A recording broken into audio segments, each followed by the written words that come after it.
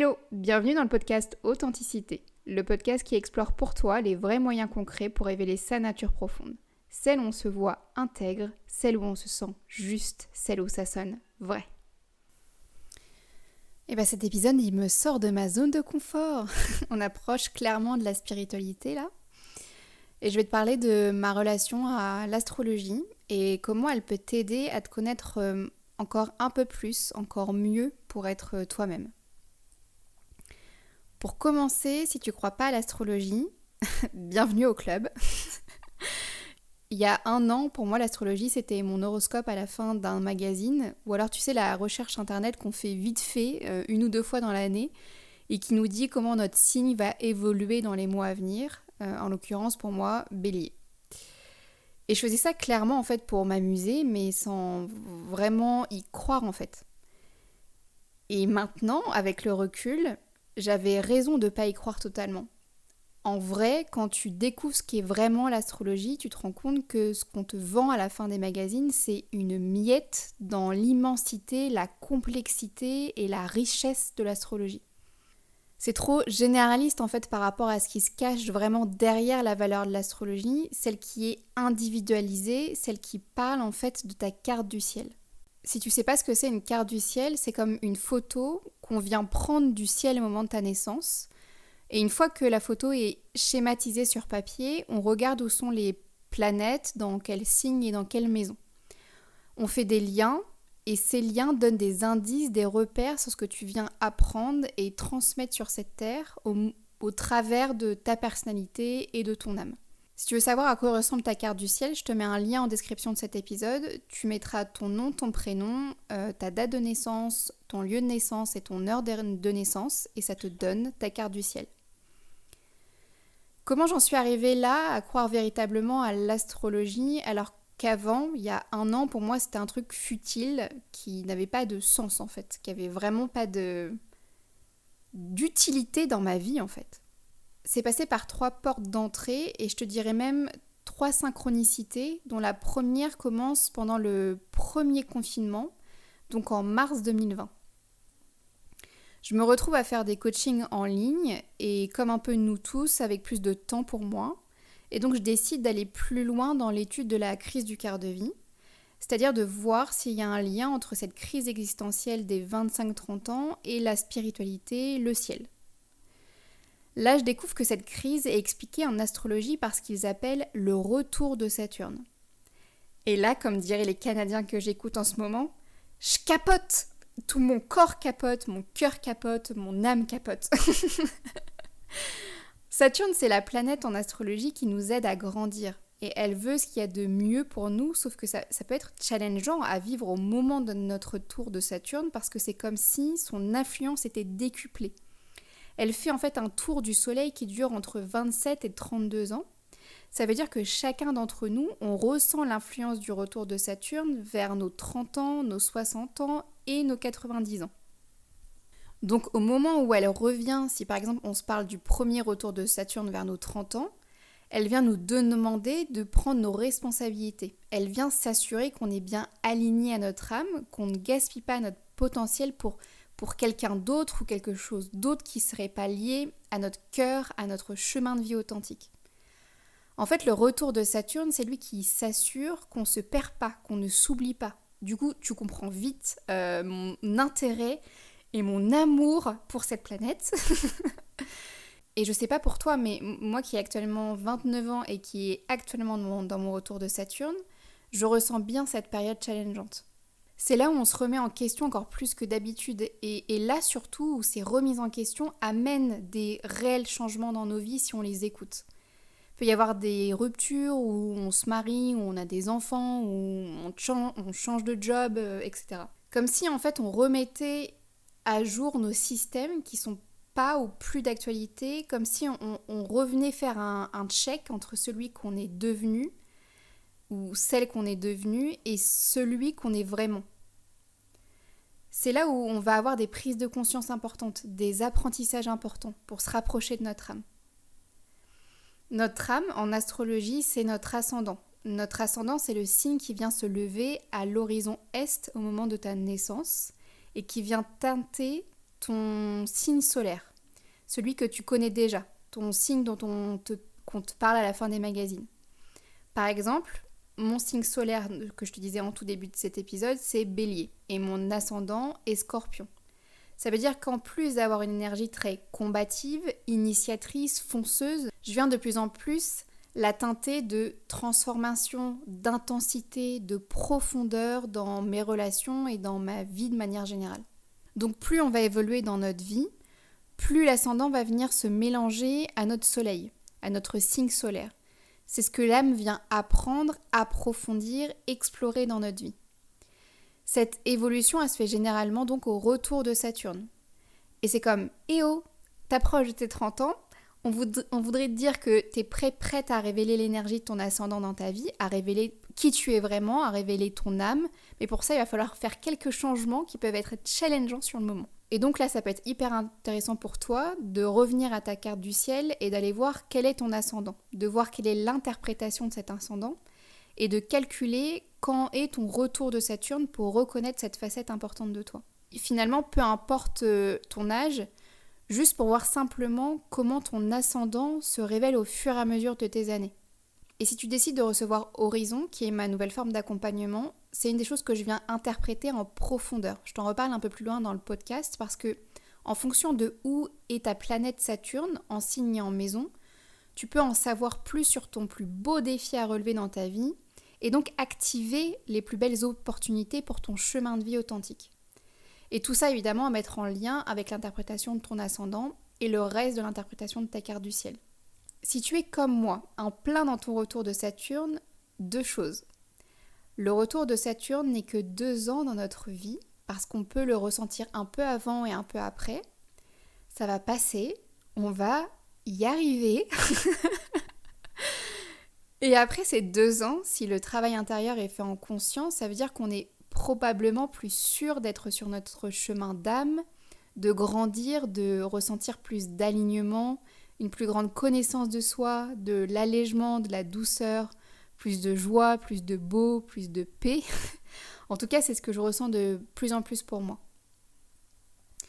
Et dans cette période de 2 ans, le ralentissement, il est nécessaire pour prendre le temps de reconnaître les leçons que tu viens apprendre, avoir plus de clarté sur ce qui se passe pour toi et pourquoi ça se passe et quelles sont les choses que tu peux mettre en place pendant et après le retour de Saturne. Saturne, en fait, comme une crise existentielle, c'est une opportunité. Si on comprend le sens de ce passage, c'est ok. Le tout, encore une fois, c'est de ne pas le subir ou de le nier, sinon ça peut revenir dans nos faces à notre 2e retour de Saturne. Je te parlais précédemment de 3 portes, 3 synchronicités qui m'ont amenée à l'astrologie. La première étant donc le retour de Saturne et la deuxième étant une interview d'un astrologue qui s'appelle Thoth. Pendant le confinement, donc pareil, j'ai suivi le sommet en ligne d'Anna Sandrea, où tu retrouves en fait plusieurs conférences de développement spirituel et personnel. Et je tombe sur cette interview avec Thoth. Ce que j'en retiens, c'est que le ciel, les planètes, le soleil et la lune ont une influence qui est déjà prouvée sur notre planète Terre et dans notre corps. Que la nature et les éléments ne font qu'un, que nous faisons qu'un avec la nature. Et si tu me connais depuis longtemps, tu sais comme j'accorde une importance au fait que la nature, elle est un merveilleux miroir avec notre propre nature. Par exemple, la Lune contrôle les marées, ça on le sait, et comme nous sommes faits à 70% d'eau, il me paraît juste de dire que la Lune a aussi une influence sur nos corps. Sans parler du lien entre la Lune et notre cycle menstruel féminin, mais ça j'en ferai sûrement l'objet d'un autre épisode de podcast. Et pour être plus précise, et si on reste sur l'astrologie, la Lune, en fonction de où elle se situe dans ta carte du ciel, elle représente ta manière de vivre tes émotions, ton monde intérieur, ton énergie féminine. C'est aussi ta façon que tu as de te nourrir positivement et de nourrir positivement l'autre. La Lune fait partie de ce qu'on appelle en astrologie la Trinité. La Trinité, c'est ton soleil qui est ton signe que tu connais déjà, celui présent donc à la fin des magazines. Il est ton extérieur, ta manière de te montrer au monde. Ça pourrait être en fait métaphoriquement la façade de ta maison. La Trinité, c'est donc aussi la Lune, ton monde intérieur, celui que l'autre peut voir quand il rentre dans ta maison. Et le troisième élément qui constitue ta trinité et dont on a déjà parlé, c'est l'ascendant, qui est ton âme, le grenier, ton grenier, ce qui mérite finalement d'être montré. Là où il y a là où il y a tous tes trésors, en fait, ce que tu peux parfois cacher par honte ou par peur. Là aussi où tu mets tes souvenirs d'enfant. Donc encore une fois, tu peux voir sur ta carte du ciel où est ta lune, l'interpréter et faire le lien avec ton soleil et ton ascendant pour mieux te connaître, ce qui constitue ta propre maison, ton propre corps. Pour interpréter, tu tapes par exemple sur internet lune en bélier maison 6. Après, je te promets pas de la véracité des infos, tu sais, comme le monde d'internet est aussi peuplé de fake news, donc attention, vigilance aux sources que tu choisis, quoi. Après le retour de Saturne qui fait le lien entre nos crises existentielles et l'astrologie, et l'interview de Thoth qui fait le lien entre le ciel et la terre, ma troisième et dernière synchronicité, ma dernière porte vers l'astrologie, c'est la découverte de Josiane C. et sa formation d'astrologue qui démarrait juste après le premier confinement. Comment te dire que j'étais en joie et que je l'attendais avec beaucoup, beaucoup d'impatience à ce moment-là. En fait, après avoir fouillé tout l'internet à la recherche d'articles, de chaînes YouTube, de podcasts, d'Instagram sur le sujet, après avoir presque passé toutes mes heures de confinement dessus, c'est là où mon amour pour l'astrologie a réellement démarré. Quand j'ai découvert notamment Vanessa DL, Joséanne SC, donc, Sébastien Michel et Damien Secrets, ils ont des chaînes YouTube et des Instagram, tu pourras, je pense, facilement les retrouver. J'ai commencé à lire des livres en anglais, parce qu'en français, les ressources, elles sont très vite limitées. Et puis, j'ai commencé à prendre naturellement plein de notes, mais vraiment, littéralement plein de notes, pour comprendre comment interpréter une carte du ciel. Et puis, j'ai nourri après ma pratique par la formation donc, de Josiane C. Et en parallèle, j'ai aussi nourri ma pratique par l'interprétation des cartes du ciel des personnes à qui j'en avais parlé dans l'ombre, en soum-soum comme on dit, tu vois. Depuis, pour moi, l'astrologie, c'est clairement un outil de connaissance de soi, très très riche, et un outil de compréhension de soi et d'apaisement. Pourquoi ? Parce que déjà j'ai fait ma propre carte du ciel et je vois bien que effectivement ça m'aide encore plus à révéler qui je suis, encore plus à mieux me comprendre, encore plus à savoir quels peuvent être mes axes de travail, mes axes d'amélioration, de voir ce qu'il y a déjà de beau chez moi. Enfin, vraiment, c'est ouf comme l'astrologie, c'est hyper riche. Et parce que tu prends conscience en fait de tes différentes énergies, de tes différentes facettes qui te constituent, ça veut dire que du coup tu les nourris de la bonne manière. Tu vois déjà ce qu'il y a de beau chez toi, et ça c'est déjà fou, parce que savoir ce qu'il y a déjà de beau et ce qu'il y a de la valeur chez soi, c'est pas comme facilité dans nos sociétés, tu vois. Et puis au-delà de révéler ce qui est déjà présent en harmonie, en beauté chez toi, tu vois aussi donc tes meilleurs axes de travail, quelles sont tes énergies qui prennent beaucoup de place ou celles qui n'en prennent pas assez, et quels sont tes outils pour amener encore plus d'équilibre, de paix, d'harmonie dans ton être, donc plus d'alignement, encore plus d'authenticité et encore plus de sens dans ta vie. On peut aussi découvrir le type de karma qu'on traîne et comment le transformer. Et puis ce qui m'intéresse plus particulièrement dans tout ça, c'est de mettre en lumière ton chemin le plus direct d'accomplissement dans ta vie, donc aussi le chemin le plus direct d'accomplissement professionnel. Et puis c'est plus facile pour prendre des décisions. Ça me fait penser que même certains politiques utilisent l'astrologie pour prendre leurs décisions. Et c'était le cas de Valéry Giscard d'Estaing. Et puis j'ai lu dernièrement que 10% des entreprises françaises utilisent l'astrologie. Donc clairement, si vous faites partie de ces entreprises ou si vous voulez le mettre en place dans votre entreprise, appelez-moi. J'aimerais vraiment beaucoup, beaucoup expérimenter la raison d'être de votre entreprise à travers l'outil de l'astrologie. C'est comme un vrai outil passé, présent, futur. En fait, on fait le point sur qui tu es maintenant, d'où tu viens, où tu vas et quels sont tes meilleurs chemins, tes meilleures pistes pour y aller. Ce qui est important dans l'astrologie, en tout cas pour moi, pour faire en sorte que ce soit un vrai outil de connaissance de soi, c'est qu'elle soit pas pratiquée comme un schéma, un schéma, très drôle comme un chemin déjà tout tracé, déterminé, rigide, où on te dit c'est ça qu'il faut forcément, c'est ça qui va forcément se passer pour toi, c'est à telle date qu'il faut te marier, à tel moment qu'il faut que tu aies des enfants, c'est ce métier-là spécifiquement et pas un autre qu'il faut que tu aies, voilà, bref, je pense que tu vois de quoi je parle. Si c'est ce genre de réponse que tu veux avoir, bah c'est clairement pas moi qu'il faut venir écouter et voir. Par contre, si tu veux savoir quelles sont tes différentes facettes, aussi quelles sont les facettes d'un partenaire qui viendront au mieux se compléter aux tiennes, qu'est-ce que tu recherches dans un travail, qu'est-ce qui te motive, comment tu peux harmoniser au mieux toutes tes énergies, facettes pour les transformer en opportunités personnelles et professionnelles. Là, je suis ton homme, mais je suis ta femme. L'astrologie, c'est comme une boussole en fait, avec laquelle on avance et je l'utilise comme aussi un support pour encourager l'exploration intérieure, personnelle. C'est-à-dire que je viens compléter en fait l'analyse avec ce qu'on appelle en coaching des bonnes questions. C'est des questions qui permettent une vraie exploration intérieure et surtout la recherche de tes propres solutions. Et puis on va pas se mentir, la carte du ciel, c'est pas la seule chose qui a un impact sur ta vie. Ton éducation, ta culture, tes expériences, tes rencontres, etc. apportent aussi une autre teinte spéciale à ton voyage sur cette terre. Il y a aussi ton prénom qui t'a été donné à ta naissance, ton nom de famille et l'histoire généalogique auquel il se rattache, le sens caché de ta date de naissance et tous les liens qu'on peut faire avec tout ça. Tout ça contribue à ouvrir des portes, des possibilités, des perspectives d'avenir. Et pas n'importe quelle porte en fait, c'est tes portes à toi, tes possibilités à toi, tes perspectives d'avenir à toi.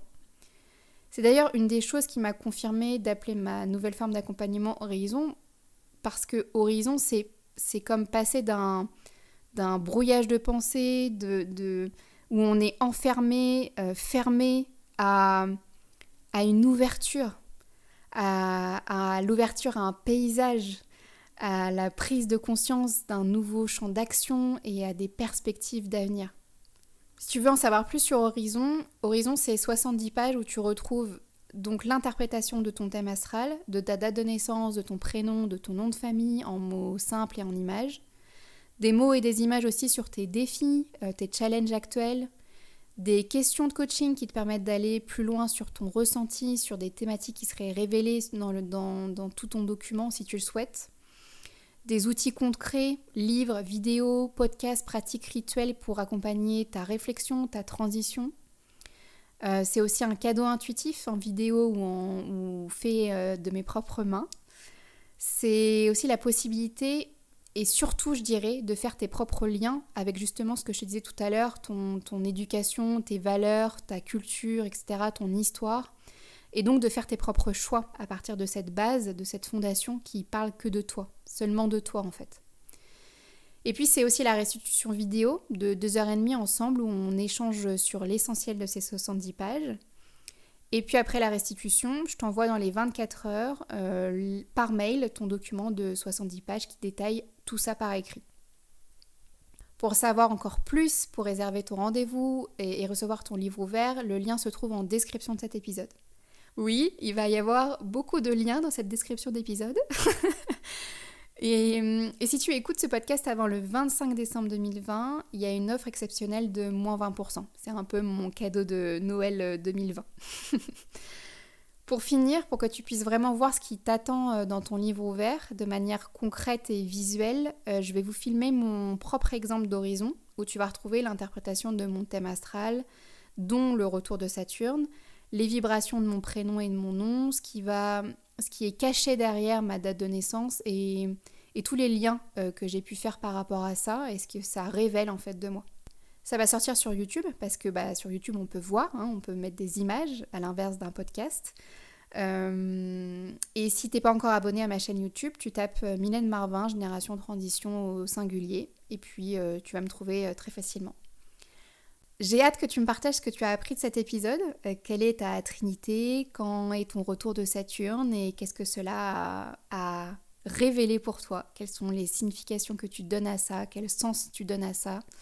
Et quels sont les liens que tu fais pour toi dans ton présent, dans ton passé, pour ton futur? Voilà, je terminerai en disant, soyez vous-même et faites-vous plaisir. Vraiment, faites-vous plaisir. Je suis vraiment contente que cet épisode t'ait plu. Tu cherches comment soutenir ce podcast? Plusieurs moyens s'offrent à toi. Tout est expliqué dans le descriptif de chaque épisode. Le plus simple et le plus rapide, t'abonner et laisser une évaluation. Évidemment, authentique.